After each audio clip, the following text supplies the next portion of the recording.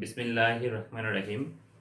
Cantonment public school and college Saidpur কর্তৃক আয়োজিত online ক্লাসে সবাইকে স্বাগত। প্রিয় শিক্ষার্থীরা, আজকে আমরা আলোচনা করব অষ্টম শ্রেণীর দশম অধ্যায়ের বৃত্ত নিয়ে। তো প্রথমত আমরা আসি, বৃত্তটা কি। এখানে একটা নির্দিষ্ট আমরা একটা বিন্দু দিলাম। এই বিন্দু থেকে সমান দূরত্ব নিয়ে যদি একটা বক্ররেখা অঙ্কন করা হয়, সমান দূরত্ব নিয়ে যদি একটা বক্ররেখা অঙ্কন করা হয়, তখন এটাকে বলা হয় বৃত্ত। তো বৃত্তের কয়েকটা বিষয় জানতে হবে। যে বিন্দুটা নিলাম আমরা, এই বিন্দুটাকে বলা হয় বৃত্তের কেন্দ্র। আরেকটা জিনিস, এখানে হচ্ছে এই যে দূরত্বটা অঙ্কন করলাম, বক্ররেখাটা অঙ্কন করলাম, এখান থেকে শুরু করে এই পর্যন্ত যে বক্ররেখা অঙ্কন করলাম, এটাকে বলা হয় বৃত্তের পরিধি। এই পরিধি থেকে আমরা এখন আরেকটা বিষয় জানবো, যে এই পরিধি এখান থেকে এই পরিধি পর্যন্ত যে দূরত্বটা, এই দূরত্বটাকে বলা হয় বৃত্তের জ্যা। আবার কেন্দ্র থেকে পরিধি পর্যন্ত দূরত্বটাকে বলা হয় বৃত্তের ব্যাসার্ধ। আবার যেটা বৃত্তের কেন্দ্র দিয়ে যাবে, মনে করো এই যেটা যদি বৃত্তের কেন্দ্র দিয়ে যায়, তখন এটাকে বলা হয় বৃত্তের ব্যাস। এই মোটামুটি এই বিষয়গুলো আমরা ছোট ক্লাস থেকে জেনে আসছি। তারপরে একটু আমরা ডিভিশন করলাম যে বৃত্তটা কি। তাহলে ওটা হচ্ছে বৃত্তের কেন্দ্র। আমরা যদি এখানে বলি এবিটা হচ্ছে বৃত্তের ব্যাস, আর এবি এর যে অর্ধেক অংশ এটাকে বলা হয় বৃত্তের ব্যাসার্ধ। এই জন্য বলা হয় বৃত্তের ব্যাসার্ধ, ব্যাসটা হচ্ছে ব্যাসার্ধের দ্বিগুণ। আবার কেন্দ্রের বাইরে যেটা যাবে এটাকে বলা হয় বৃত্তের জ্যা। তো আজকে আমাদের মেইনলি যে আমরা উপপাদ্য 1 যেটা আলোচনা করব, সেটা হচ্ছে বৃত্তের কেন্দ্র ও ব্যাস ভিন্ন কোন জ্যায়ের মধ্যবিন্দু সংযোজক রেখাংশ ওই জ্যায়ের উপরে লম্ব হবে। অর্থাৎ এখানে যদি এবি একটা বৃত্তের জ্যা হয় এবং কেন্দ্র ও থেকে ওএম এই যে রেখাংশটা, এবি যেটাকে এর মধ্যবিন্দু হয়, এএমটা হচ্ছে এবি যদি মধ্যবিন্দু হয়, তাহলে আমাদের প্রমাণ করতে হবে যে ওএমটা এবি এর উপরে লম্ব। তো আসো তাহলে আমরা আজকে প্রমাণ করি যে উপপাদ্য 1 যে ওএম লম্ব এবি হবে। তো শুরুতে আমরা বলবো বিশেষ নির্বাচন মনে করি ও কেন্দ্র বিশিষ্ট বৃত্তের এবি হচ্ছে একটা ব্যাস ভিন্ন জ্যা। এটা ব্যাস ভিন্ন জ্যা এখানে বলা হচ্ছে, কারণটা হচ্ছে যদি ও মানে কেন্দ্রগামী কোনো জ্যা হয় ওটা ব্যাস হবে। এই জন্য আমরা স্পেসিফিক ভাবে বলে দিচ্ছি এখানে এটা এবিটা হচ্ছে একটা ব্যাস ভিন্ন জ্যা।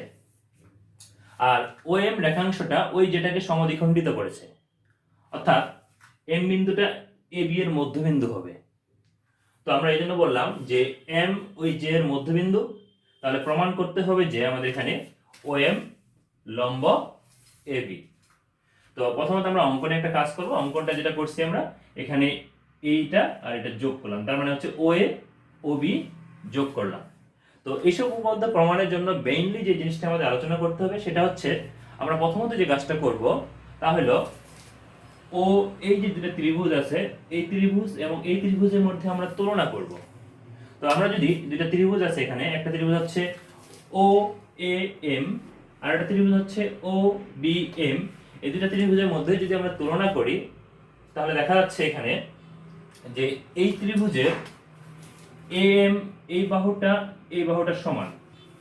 কারণটা হচ্ছে এমটা এ বি এর মধ্যবিন্দু। আবার আমি বলতে পারবো যে এই বাহুটা সমান। কারণটা হচ্ছে উভয়ই হচ্ছে একই বৃত্তের ব্যাসার্ধ। বৃত্তের যতগুলো ব্যাসার্ধ হোক না কেন, প্রত্যেকটা ব্যাসার্ধ সমান। এই জন্য বললাম একই বৃত্তের ব্যাসার্ধ বলে ও এ সমান সমান হবে ও বি। আবার আরেকটা বিষয় আছে যে ও এম যে বাহুটা আছে, এটা হচ্ছে উভয় বৃত্তের সাধারণ বাহু। তাহলে আমরা বলতে পারবো যে বাহু বাহু বাহু উপপাদ্য অনুসারে ত্রিভুজ ও এ এম এবং ত্রিভুজ ও বি এম, এই দুটো ত্রিভুজ হচ্ছে সর্বসম। দুইটা ত্রিভুজ যদি সর্বসম হয়, তাহলে আমরা বলতে পারবো এই ত্রিভুজের বাকি যে জিনিসগুলো আছে, যেমন এখানে আমরা বলতে পারবো যে এই কোণের সাথে এই কোণটা সমান, অবশ্যই বলতে পারবো। সর্বসম শর্ত হচ্ছে, দুইটা ত্রিভুজ সর্বসম হওয়ার শর্ত হচ্ছে যে দুইটা ত্রিভুজের মধ্যে প্রত্যেকটা বাহুগুলো সমান হবে, কোণগুলো সমান হবে। আমি একটা উদাহরণস্বরূপ যদি বলতে পারি এখানে যে এই একটা ত্রিভুজ, এই একটা ত্রিভুজ, এই দুটো ত্রিভুজের যদি এই বাহুর সাথে এই বাহু সমান হয়, এই বাহুর সাথে এই বাহু সমান হয় এবং এই বাহুর সাথে যদি এই বাহুটা সমান হয়, তাহলে আমরা বলতে পারবো এই ত্রিভুজের সাথে সংলগ্ন এই কোণটার সাথে এই কোণটা সমান। আমরা বলতে পারবো যে এই কোণটার সাথে এই কোণটা সমান, এবং আমরা বলতে পারবো এই কোণটার সাথে এই কোণটা সমান। ঠিক তদ্রুপ আমরা এখানে বলতে পারবো যে এই কোণটা আছে যে এই কোণটার সাথে এই কোণটা সমান হবে। এজন্য আমরা বললাম যে কোণ OMA সমান সমান কোণ OMB। এবং একটা বিষয় খেয়াল করো এখানে যে এই যে কোণ দুটো আছে OMA এবং OMB, যে কোণ দুটো আছে এই কোণ দুটো হচ্ছে একটা সরল রেখার উপর অবস্থিত। একটা সরল রেখার উপর যদি অবস্থিত দুটো কোণ থাকে, যেমন এখানে যদি দুটো কোণ থাকে একটা সরল রেখার উপর যদি অবস্থিত থাকে, এবং আমরা জানি এক সরল কোণ হচ্ছে 180 ডিগ্রি বা 2 সমকোণ। আবার আমরা শুরু থেকে বললাম যে এখানে এই কোণটা এবং এই কোণটা সমান এবং দুটো কোণের যোগফল যদি 180 ডিগ্রি হয়, তাহলে আমরা বলতে পারবো যে এরা প্রত্যেকই হবে আলাদা আলাদা হবে এক সমকোণ। এজন্য আমরা এখানে বললাম যে যেহেতু কোণ দ্বয় হচ্ছে রৈখিক যুগল, রৈখিক যুগল বলতে বোঝাচ্ছে এই কোণ দ্বয় একই যুগলের মধ্যে অবস্থিত এবং এই কোণ দুটোর পরিমাণ দুটো হচ্ছে সমান। আর আমি আগেই বললাম যে এটা হচ্ছে সরল রৈখিক কোণ, 180 ডিগ্রি যদি হয় তাহলে প্রত্যেকটির আলাদা আলাদা মান হবে এক সমকোণ বা 90 ডিগ্রি। আবার কোনো কোণ যখন এক সমকোণ বা 90 ডিগ্রি হবে তখন আমরা বলতে পারবো যে এটা হচ্ছে এটার উপরে লম্ব হবে। তাহলে আমরা ইজিলি বলতে পারবো এখানে যেহেতু এখানে 90 ডিগ্রি কোণ উৎপন্ন করেছে, এখানেও 90, এখানেও 90 ডিগ্রি কোণ উৎপন্ন করছে, এখানেও 90 ডিগ্রি কোণ উৎপন্ন করছে, তাহলে আমরা ইজিলি বলতে পারবো OM লম্ব AB। তো বেসিক্যালি এই উপপাদ্যগুলো প্রমাণ করতে গেলে আমাদের যে জিনিসটা মাথায় রাখতে হবে সেটা হচ্ছে আমরা ত্রিভুজ দ্বয়ের মধ্যে যে দুটো ত্রিভুজ এখানে থাকবে ত্রিভুজ দ্বয়ের মধ্যে আমরা তুলনা করতে হবে। তো ত্রিভুজ দ্বয়ের মধ্যে তুলনা করলে আমাদের যে সর্বসমতার যে শর্তটা আছে এই শর্তগুলো একটু মাথায় রাখতে হবে। এই শর্তগুলো আমরা অলরেডি ক্লাস 7-এ পড়ে আসছি যে ত্রিভুজের কয়েকটা শর্ত আছে, এই শর্তের মাধ্যমে ত্রিভুজগুলা সর্বসম হয়। আমি আর একটু রিভিশন করে আবার বলতেছি যে দুইটা প্রথমত আমরা যে কাজটা করলাম সেটা হচ্ছে এই ত্রিভুজ এবং এই ত্রিভুজের মধ্যে আমরা তুলনা করলাম, খুব ইজিলি সাইড নোট দিয়ে দেওয়া আছে। তো আমরা প্রথমত বললাম AM সমান সমান BM, OA সমান সমান OB। আবার OMটা হচ্ছে সাধারণ বাহু, অতএব ত্রিভুজ দ্বয় হচ্ছে সর্বসম। এই চিহ্নটার নাম হচ্ছে সর্বসম। যদি সর্বসম হয় তাহলে আমরা বলতে পারবো এই কোণের সাথে এই কোণটা সমান হবে। এখন কোণ দুটো যদি সমান হয় তাহলে আমরা বলতে পারবো যে এই কোণটা এবং এই কোণটা যোগফল হচ্ছে 180 ডিগ্রি বা এক সরল কোণ, যেহেতু এটা রৈখিক যুগল কোণ এবং এদের পরিমাণগুলো আমি বলছি যেহেতু সমান, এখানে আমরা সমান দেখাচ্ছি। যেহেতু আবার দুটো কোণের পরিমাপ 180 ডিগ্রি, অতএব প্রত্যেকটা আলাদা আলাদা ভাবে হবে 90 ডিগ্রি বা এক সমকোণ। যদি 90 ডিগ্রি বা এক সমকোণ উৎপন্ন করে তাহলে আমরা ইজিলি বলতে পারবো OMটা হচ্ছে AB এর উপরে লম্ব। আশা করি উপপাদ্য 1 তোমরা সকলে বুঝতে পারছো। তো এখন আমাদের এর পরবর্তীতে আছে আমাদের উপপাদ্য 2। উপপাদ্য 1টা আশা করি সকলে বুঝতে পারছো। এরপরে আমরা আলোচনা করব উপপাদ্য 2। বইয়ের উপপাদ্য 2 যে উপপাদ্যটা আছে সেটা হলো যে বৃত্তের সকল সমান জ্যা কেন্দ্র থেকে সমদূরবর্তী। আমরা একটা বৃত্তে যতগুলো সমান জ্যা আঁকি না কেন সেগুলো হচ্ছে কেন্দ্র থেকে সমদূরবর্তী। তার আগে আমরা একটা উপপাদ্যটা বোঝার চেষ্টা করি।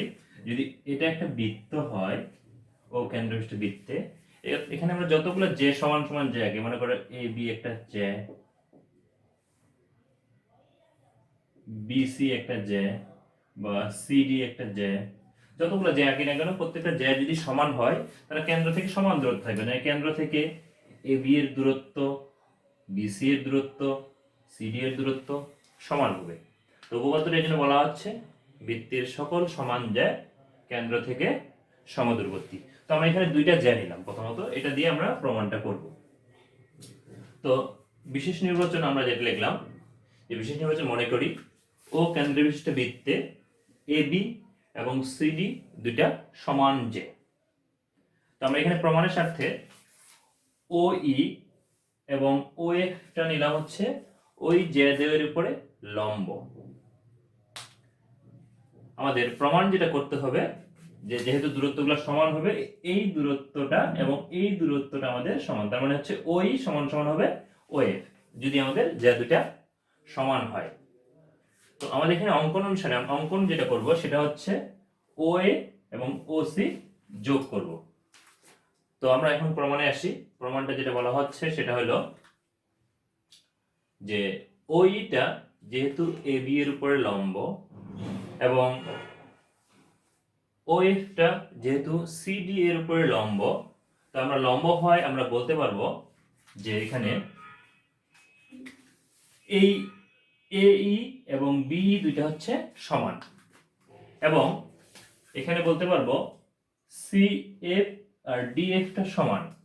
কারণটা হচ্ছে এই লম্বটা এটা সমদ্বিখণ্ডিত করবে, এই ও এইটা এ বি কে সমদ্বিখণ্ডিত করবে এবং ও এফটা সি ডি কে সমদ্বিখণ্ডিত করবে। এই উপপাদ্যটা আমরা উপপাদ্য একই শিখে আসলাম। যেহেতু এটা সমদ্বিখণ্ডিত করবে তাই আমরা বলতে পারবো এখানে যে এই সমান সমান হাফ অফ এ বি এবং সিডি সিএফ সমান সমান হাফ অফ সিডি। কারণ যেহেতু এই এবং বিটা সমান তাই আমরা বলতে পারবো এইটা হচ্ছে এ বি এর অর্ধেক এবং সিএফ আর ডিএফটা যেহেতু সমান তাহলে আমরা এখান থেকে বলতে পারবো সিডিটা হচ্ছে সিএফটা হচ্ছে সিডি এর অর্ধেক, তাহলে সিএফ হাফ অফ সিডি। কিন্তু আমাদের কোশ্চেনে বলা হচ্ছিল যে দুটি সমান যে এ বি এবং সিডি এই যে দুটো পরস্পর সমান। তো কিন্তু আমাদের এখানে বলা হচ্ছিল এ বি সমান সমান সিডি, এটা আমাদের প্রশ্নেই বলা হচ্ছিল যে এ বি আর সিডি এই যে দুটো হচ্ছে সমান। তো আমরা প্রথমত কি করলাম, এটা সমান ধরার পরে এরপর উভয় পক্ষে হাফ দ্বারা গুণ করলাম। হাফ দ্বারা গুণ করলাম এই কারণে কারণ হাফ অফ এ বি সমান সমান এই, হাফ অফ সিডি সমান সমান সিএফ। তাই হাফ দ্বারা গুণ করার পরে আমরা হাফ অফ এ বি এর পরিবর্তে এই যে হাফ অফ এ বি এর পরিবর্তে লিখলাম হচ্ছে এই এবং হাফ অফ সিডি এর পরিবর্তে লিখলাম হচ্ছে আমরা সিএফ। তাহলে এখন আমরা প্রথমত যে কাজটা করলাম যে এই এই আর এই সিএফ এই বাহু দুটো পরস্পর সমান। আমাদের প্রথম যে কাজটা করতে হলো আবারও বলি যে আমাদের এই এবং সিএফ কে সমান দেখাইতে হলো। এখন আমরা এখানে ত্রিভুজ এ ই ও এবং ত্রিভুজ সি ও এফ এই দুটো ত্রিভুজের মধ্যে আমরা তুলনা করব। এবং আমরা প্রথমেই বলছিলাম যে এটা হচ্ছে লম্ব, তাহলে দুটো অবশ্যই সমকোণী ত্রিভুজ। আমরা জানি কোন ত্রিভুজের একটি কোণ যদি সমকোণ হয় তাহলে তাকে সমকোণ বলা হয়। সমকোণ মানে লম্ব হবে। তারপরে এখানে এই কোণটা হচ্ছে সমকোণ, এই কোণটা হচ্ছে সমকোণ, আমরা আগেই বলছিলাম যে লম্ব আঁকি। তাহলে আমরা বলবো যে ও এ ই এবং ও সি এফ এই সমকোণী ত্রিভুজ দ্বয়ের মধ্যে যদি আমরা তুলনা করি, যে এই ত্রিভুজ দ্বয়ের মধ্যে যদি আমরা তুলনা করি তাহলে দেখা যাচ্ছে এখানে এই ত্রিভুজের ও সি অতিভুজ এবং ও এ অতিভুজ দুটো পরস্পর সমান হবে। আবারও বলি যে এ অতিভুজ আর ও সি অতিভুজ দুটো পরস্পর সমান হবে। কারণ কি? কারণ এরা হচ্ছে একই বৃত্তের ব্যাসার্ধ, একই বৃত্তের ব্যাসার্ধগুলো পরস্পর সমান হয়।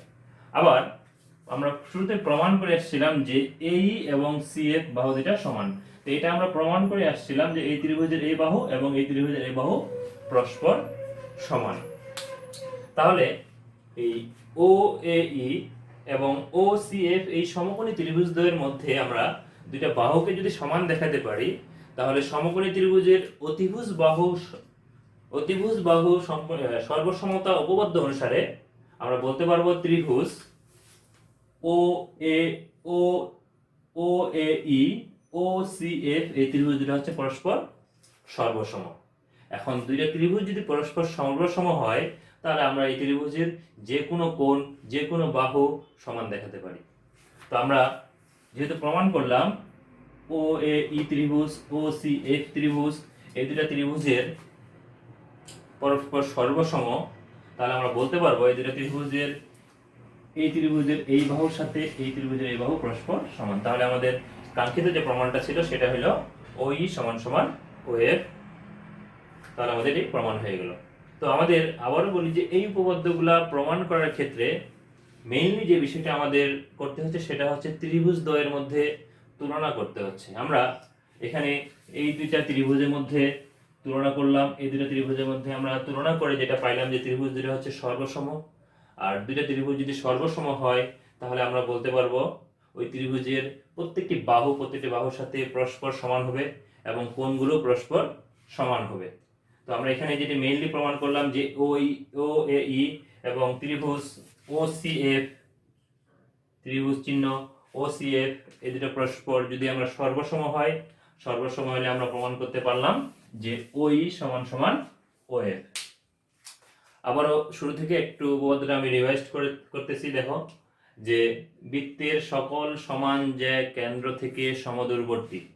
তো আমরা এখানে আবার একটু শুরু থেকে বলি যে ও কেন্দ্রবিষ্ট বৃত্তের এ বি এবং সি ডি দুটি সমান যে, ওই এবং ও এফ ওই জেড এর উপরে লম্ব, যদি লম্ব হয় তাহলে আমাদের প্রমাণ করতে হবে ওই সমান সমান ও এফ। অঙ্কন অনুসারে আমরা অঙ্কন যে কাজটা করলাম, ও এ এবং ও সি আমরা যুক্ত করলাম। এরপরে আমরা বললাম প্রমাণের ক্ষেত্রে যে ওইটা যেহেতু এ বি এর উপর লম্ব এবং ও এফটা যেহেতু সি ডি এর উপর লম্ব, ও এফটা যেহেতু আমাদের সি এবং ডি এর উপর লম্ব, তা আমরা বলতে পারবো যে এটা হচ্ছে সমাদ্বিখণ্ডিত করবে, এই ই বিন্দুটা এ বি কে সমাদ্বিখণ্ডিত করবে। তাহলে আমরা বলতে পারবো এই সমান সমান বিই এবং সি এফ সমান সমান ডি এফ। তাহলে এইটা হচ্ছে হাফ অফ এবি, মানে এইটা হচ্ছে এবি এর অর্ধেক, আর সি এফটা হবে সি ডি এর অর্ধেক। কারণটা কি? কেন্দ্র থেকে ব্যাস ভিন্ন যে কোনো জ্যা এর উপর অঙ্কিত লম্ব ওই জ্যাকে সমাদ্বিখণ্ডিত করে। কিন্তু আমাদের কোশ্চেনে দেওয়া ছিল যে এ বি এবং সিডি জ্যা দুটো হচ্ছে পরস্পর সমান। এ বি আর সিডি জ্যা দুটো যেহেতু পরস্পর সমান, আমরা উভয় পক্ষে হাফ গুণ করলাম, হাফ অফ এ বি সমান সমান লিখলাম হাফ অফ সিডি। তো হাফ অফ এ বির মান হচ্ছে এই এবং হাফ অফ সিডির মান হচ্ছে সিএফ। তো আমরা এখানে প্রমাণ করলাম যে এই সমান সমান সিএফ।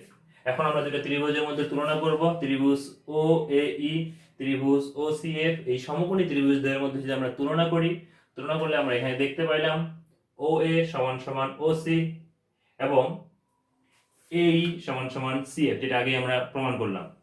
তো এখন সমকোণী ত্রিভুজ দ্বয়ের মধ্যে অতিভুজ বাহু উপপাদ্য অনুসারে, এটা হচ্ছে অতিভুজ, অতিভুজ বাহু উপপাদ্য অনুসারে ত্রিভুজ ও এ ই এবং ত্রিভুজ ও সি এফ, এই দুটা ত্রিভুজ হচ্ছে সর্বসম।